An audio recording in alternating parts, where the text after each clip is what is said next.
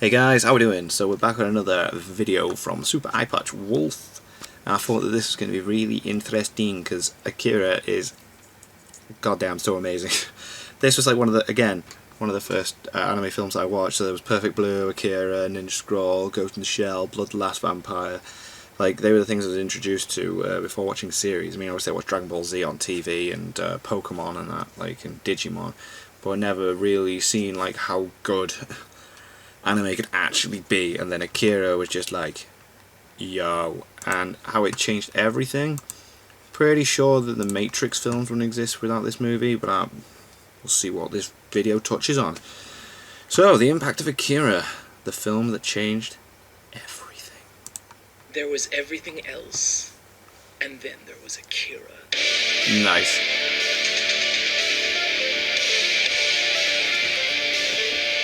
Such a good film. Wow. For the time as well, the visuals were amazing. Akira is the most important moment in the history of modern anime. No other piece of media has even come close to the seismic effect this film has had on anime as a global industry. And it did it in an age when anime was a virtual unknown in the West, when even visionary filmmakers like George Lucas and Steven Spielberg looked at films like Akira and couldn't imagine a world where they could succeed in the West. Yeah. And yet Akira blew through every cultural barrier and global limitation and woke the Western world to the fact that Japanese animation existed. For every time you've sat down and watched an episode of Dragon Ball Z, for every fan theory you've seen on Evangelion, for every YouTube video you've watched about anime, Akira is the point when that started to happen. It's also a film that I feel has fallen out of popular consciousness in recent times. It's rare I hear it discussed now outside the most hardcore circles, or in relation to the hellish, never-ending pre-production of its live-action adaptation. And so I wonder how much the youngest generation of anime fans actually knows or even I'm not looking cares forward to a live-action version of Akira. After all, Akira doesn't look like modern anime. It doesn't move like modern anime. Hell, it doesn't feel like modern anime. No. Nothing about Akira is even remotely reminiscent of what anime has become, and that's a big part of what makes it special. Weird. As Akira was the culmination of one of the most exciting times in anime's history, the mid to late 80s, an era that many have dubbed the golden age of anime. This title is more than just a rose-hued tinting of the past, however. There were very specific factors that made anime of this era special. Japan of the 1980s was for the first time since World War II starting to see a major economic upturn. Alright, cool. This brought the Tokyo Stock Market Index to an all-time high and surged Japan's economy to heights it had never seen, which meant that a comfortable middle-class lifestyle was now available to anyone willing to don a shirt and tie and embrace the life of a salaryman. This excess in disposable income meant that there was now a massive influx of money to both consume and create film and animation, with anime feature films in particular seeing an unprecedented growth. In the 1970s, 49 animated feature films were produced in Japan. 49. But in the 1980s, that number more than quadrupled to 220. The golden age of anime was more than just a fiscal boom, however. At this point, anime had been a commodified industry in Japan for more than 2 decades, which meant that by the mid-80s, there were professional animators in Japan who had been honing their skills for nearly 30 years. While the generation that had grown up with the works of these masters were now just entering the animation industry for the first time. And together, the two groups were beginning to realize the potential these skills could unleash. Just as critically, though, the anime industry was still relatively new. This was a time before anime had really become anime. Before otaku culture had really galvanized and fans started looking to anime for hyper-specific things, and before studios started to pander to them. And so what you had was a flourishing industry awash with cash, filled with skilled and passionate animators who were for the first time realizing the full potential of animation and who weren't trying to adhere to an abstract concept of what anime should be. Alright, yeah. And the results were projects that were aimed at no one and therefore they weren't restricted to what they could do with it as an idea. Beautiful expressions of mood and tone like Angel's Egg, thoughtful and harrowing depictions of the chaos brought about by war like Grave of the Fireflies, joyous flights of imagination like My Neighbor Totoro, or insanely polished OVAs like Gunbuster. Anime from this period is often seen as hyper-violent and grotesquely sexualized, and while it certainly is in a lot of cases, to me, this adult content was also a sign that Japan's animators were realizing that animation didn't need to adhere to any one audience, that it could depict literally anything, and this was them slamming up against the boundaries of those preconceptions. And so the 80s became awash with anime that was experimental and adult and gorgeous. And the precipice of this came in 1988 in the form of Akira. What a film. Akira was a giant collaboration between 7 different entertainment conglomerates, which swelled Akira's budget to approximately 8 to 11 billion yen. Right. 10 times that of Studio Ghibli's Nausicaa, and you could see it directly in the frame count. Yeah. Akira was animated with a combination of 1s and 2s, meaning that the majority of the film was brought to life with either 12 drawings a second, or even in places 24 drawings per second. Wow. Far surpassing the Studio Ghibli benchmark, and allowing the animation to flow like liquid in a way that let Akira go toe-to-toe with Disney's top-tier productions. Akira moves beautifully, with the action scenes hitting hard and the emotional scenes feeling, well, emotional. But it's also more than just that. There's a level of detail and nuance in the animation of Akira that I have yet to really see surpassed. Shots where even the tiniest detail feels taken into consideration, and the results are mesmerizing. Wow. Just check out this shot that comes later on in the film, where Tetsuo regenerates his arm out of old pieces of scrap metal. And just look at how each tiny wire and screw twists and locks into place to form the actual muscles and tendons. So cool. Or even just in very minor shots where even background details are animated. It's beautiful. Like here, where there's a ever so slight pull-in on Tetsuo, and they've actually animated the perspective on the ground to move in accordance with the camera. And this level of detail is present in so many shots throughout the movie, where there's all these different things happening on screen at once, and it's nearly impossible to take it all in. And it makes Akira's world feel chaotic and alive. And never more so in the wide-scale scenes of mass destruction that punctuate Akira's story. These scenes in particular stand out not only because of how beautifully they're animated, but because destruction is a major underlying theme of Akira, and a huge part of what made the film feel so distinct to the West. American sci-fi of the 80s and 90s has this reverence for technology, often being treated as a way to help prevent some great disaster or catastrophe. But there is a distinct difference in Japanese pop culture. While there was certainly the same fetishization of technology, there was often a deep-rooted underlying cynicism to it, with many stories not being about the prevention of large-scale disaster, but learning to survive once disaster has occurred. This difference in perspective is seen by many as a reverberation of the 1945 bombing of Hiroshima and Nagasaki during World War II, in which 2 atomic bombs were detonated over the city of Hiroshima, killing 129,000 people. Goddamn. This tragedy was reflected in many pieces of iconic Japanese cinema that followed throughout the years, and we can see this directly in the first shot of Akira, as a catastrophic explosion of light eradicates a Tokyo cityscape. And we leap forward 4 decades to the year 2019, and from the ashes of a ruined Tokyo has risen Neo-Tokyo, a dangerous, wild dystopia of a city where biker gangs openly spill each other's blood in the streets, and where civil unrest and mass protests have led to frequent rioting, where the scars of mass destruction can still be felt in every aspect of society. It's a semblance of Tokyo that feels like it's spinning violently apart, still stumbling and spluttering in the wake of World War III, and we see it all through the eyes of Kaneda and Tetsuo, 2 orphaned delinquents who together have formed a violent motorcycle gang, and have eked out a chaotic existence in the streets of Neo-Tokyo. And you can see the struggle the city faces in every facet of their lives. Yeah.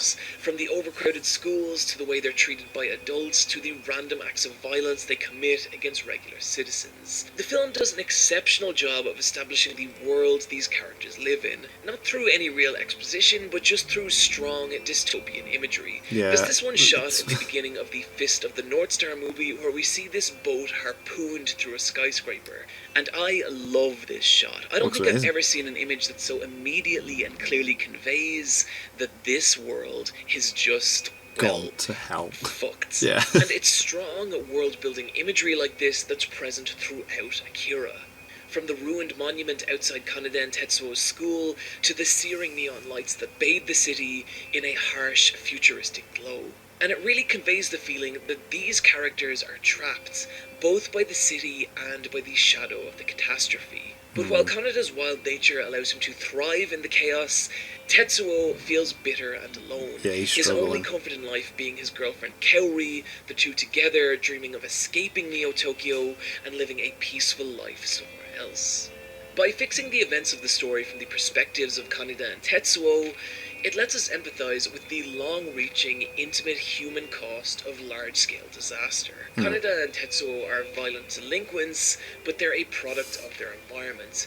Without families or a stable society, they never had a chance to be anything else. A problem that only grows more complicated when, after an encounter with an escaped government test subject, Tetsuo begins to awaken his latent psychic ability, letting him manifest his inadequacy and rage into massive telekinetic blasts. And from here, he turns against his former friends and the city itself, hoping to find the one named Akira, the psychic weapon responsible for Tokyo's destruction in the first place. The story is tied together by a soundtrack consisting of traditional Japanese instrumentals layered with 80s future synth. And what's cool is these two styles together create this kind of traditional/sci-fi vibe, which speaks directly to the themes of Akira, combining Japan's past and its future. All these different elements come together to create one of the most stunning movie experiences in history, and personally one of my all-time favorites. But here's the thing. What? Over the years, I've gone back and rewatched Akira more times than I can count. Right. And over the course of those rewatches, I've come to realize something. And that is that the film Akira is a compromise. And allow me to explain. Go on. Akira was based off the 1982 2,000-page 6-volume epic manga of the same title, written by the same man who directed the film, Katsuhiro Otomo. And specifically, what the film is the first half of the first volume, last half of the last volume, with a kind of amalgamated middle third that struggles to link these two divergent pieces of storytelling together. That's interesting. And the result is a second act that feels heavily truncated and hard to follow, with conversations that try to touch off some major themes that are never really given the proper room to land. Watch Akira with someone who's never seen it before, and they'll likely struggle to follow all the divergent plot threads the film begins to layer on around the 40-minute mark, as it covers everything from drug addiction to a government coup to the evolution of humanity and even the nature of existence, before finally coming together in a messy but satisfying conclusion. Yeah. The reason I use the word compromise is that after watching Akira enough times, it's easy to start feeling like you're getting a truncated version of a much larger story. But that larger story does exist, and it exists in the manga. Of the manga. The relationship between the film and manga is a strange one, not only because they share an author and director, but because it's difficult to even say that the film is a full adaptation of the manga. Right. As the manga was created before, during, and after the release of the movie. Only concluding in June of 1990, 2 years after the release of the film.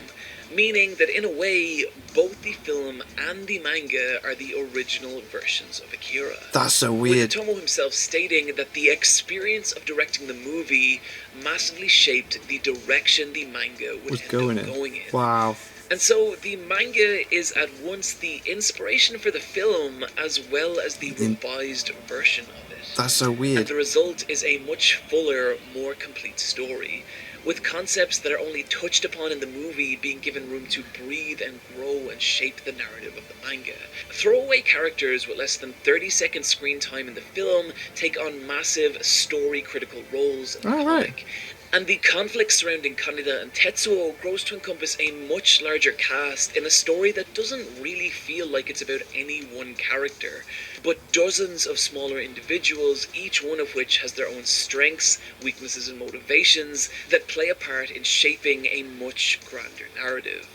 While the film takes advantage of light, sound, movement and colour, the manga takes advantage of its own medium in some really profound and beautiful ways. Cool. Otomo has an incredibly solid grasp on all aspects of manga, from his expressive characters to his flow of action through paneling to his incredibly detailed background. God damn, look at that.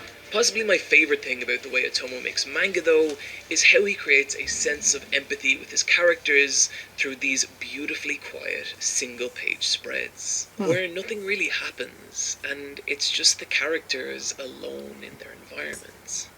And in a story where major plot events are defined by gigantic, world-ending cataclysm, these pages create these beautifully intimate little moments where we're just allowed to sit with these characters and just feel what they feel. Yeah. And it really helps ground Akira's world and puts across the feeling that even throughout all the war and chaos, this is just a story about people trying to survive a situation that is much greater than they are. There's an instance of this that occurs about halfway through the manga. Right. It happens at the climax of the manga's second major story arc, when Akira suffers a major emotional trauma and he unleashes this massive double-page, city-crushing psychic blast that tears through Neo-Tokyo, eradicating the entire city. And what makes this sequence so special isn't even the blast itself, it's what follows. As we turn the pages, we're met with these beautifully detailed, giant, double-page illustrations of Neo-Tokyo just coming apart under the weight of Akira's attack. And then again, and again, and again. And with each turn of the page, the magnitude of the event becomes more real and profound. God. Until finally, there's just stillness. We're just left to sit in the quiet devastation of the aftermath, and the panels slowly start to pull in on different characters from the story, as they look out over the debris of the cataclysm that moments ago was their home. And there's this unbelievably sad feeling that these people's entire lives have changed, making for maybe the most harrowing depiction of mass destruction I've ever experienced in media. Wow. Its parallels to Japan's own history being plain to see. A moment like this works so well in the manga because it has the space to convey a much larger, more populated universe. And so we feel it so much more when that universe is destroyed, in a way that just isn't possible in a 2-hour movie. But none of that is to say that the manga invalidates the film. I think if anything, the manga helped me understand why the film has such a powerful effect on people. Yeah. Throughout Akira, Neo-Tokyo is destroyed over and over and over again. And it's hard not to feel like there's a real grim message in there. Like that destruction is inevitable and people are what will cause it. But I feel like there's something more there too. We are our own worst enemy. Because for every time one of these catastrophes does take place, the characters that are left all pick themselves back up and eventually try to move forward. And I think there's something really hopeful about that. That even if the worst possible outcome occurs and it feels like there's nothing left, there is. Life will always go on, and we always have the option to move forward. Definitely. And that there will always be something to move forward to. And what the film is this message heavily condensed but beautifully realised. And I think it's a message that people never stop needing to hear, which, alongside its incredible production, gives Akira this kind of timeless quality that keeps it as relevant today as the first day it introduced the world to a new kind of entertainment. Yep. That day being December 25th, 1989, when Akira saw a limited release in American cinemas, just over a week after the first episode of The Simpsons aired on television. Oh, wow. Anime in the West was a virtual unknown up until this point. The handful of anime features that were released were subject to some pretty brutal Americanized edits, like Studio Ghibli's Nausicaa, which saw 25 minutes stripped from its runtime, featuring characters on the poster who don't actually appear in the movie. They're not in it. And so anime, or any kind of animation aimed at adults, just didn't really exist. Which is exactly what would have made a screening of Akira so mind-blowing. Think about all the themes we just discussed and compare them to titles like The Little Mermaid or A Land Before Time or An American Tale, and just imagine the massive cultural shock a screening of Akira would have been.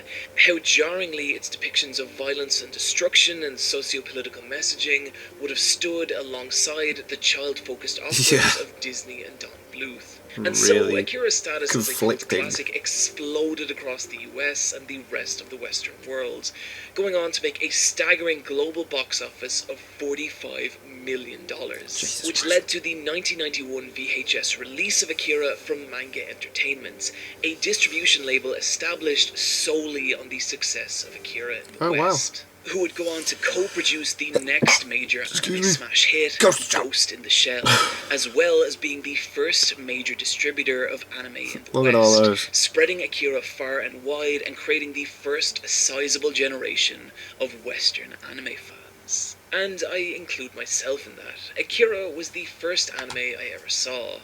I was around 8 or 9 years old and staying over at a relative's, and my cousins had recorded a copy of Akira off some German sci-fi channel. And I remember just sitting there and being transfixed by the film's anger and violence, entranced by how it was like nothing I had ever seen. When I was at uni, we found out about this film and we hired out a screen. Like somewhere out there was this secret world of cartoons that was so different from anything I thought I knew. And I can't help feel like that experience is shared by the West as a whole. Akira was the moment that an entire society realised there was something really different and beautiful and insane out there, and wondering what else might be.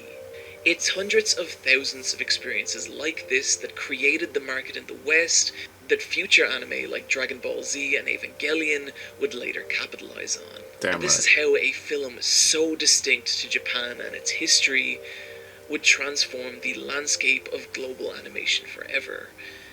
This was the impact of Akira. See what the film that changed everything. Nice, that's the title of the video. Whoa. Full round loop. Very impressive video, man. God damn. Friends, thank you once again for joining me today. I sincerely hope you enjoyed today's video. A little note, I have a side channel now for smaller projects, so if you'd like to see me talk wrestling for an hour and a half with Matt McMuscles, or watch a video of a trip I took to Japan, it's over on regular iPatchWolf, link in the description down below. As ever, a massive shout out to my incredible supporters over on Patreon, who as ever make videos like this possible. And if you would like to become one, you can do so for no more than a single dollar over on patreon.com/superiPatchWolf. This week in particular, I'd like to thank Clemo Hazard, Ham Slammer, Ishmael, Friendbot Lou, nice, Nathan Scroggins, Alex Topper, and Haunted the Vagabond.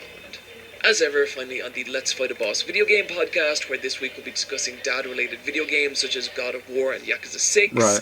Or come find me on Twitter at iPatchWolf. That was amazing. Friends, take care of yourselves, and I'll see you next time. God damn. I want to go watch Akira. I want to read the manga. I'm like, whoa. I love Super iPatchWolf's videos, man. They're so good.